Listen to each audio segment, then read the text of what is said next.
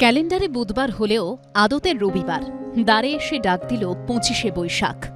বাঙালি মননে প্রতিনিয়ত যাঁর অবাধ বিচরণ, বুধবার সেই প্রাণের কবি বিশ্বকবি রবীন্দ্রনাথ ঠাকুরের ১৬৪তম জন্মদিন।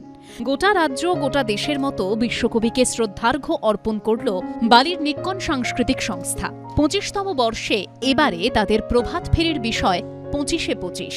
কবিগুরুর প্রতিকৃতিতে মাল্যদান, বর্ণাঢ্য শোভাযাত্রা, নাচ গান, পথনাটক আবৃত্তির মধ্যে দিয়ে কবিগুরুর জন্মদিন পালন করা হয়। বালির নিক্কণ সাংস্কৃতিক সংস্থার সামনে থেকে শুরু হয় শোভাযাত্রা। পথ চলতি মানুষকে নিজেদের তৈরি রাখি পরান সংস্থার সদস্যরা।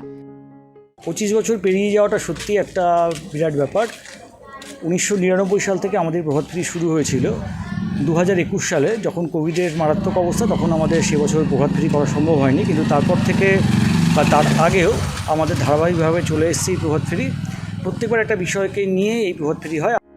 শান্তিনিকেতন, জোড়াসাঁকো সহ রাজ্যের বিভিন্ন প্রান্তে মহা সমারোহে পালিত হয় কবিগুরুর জন্মবার্ষিকী। ভাস্কর ঘোষের রিপোর্ট, এবিপি আনন্দ, হাওড়া।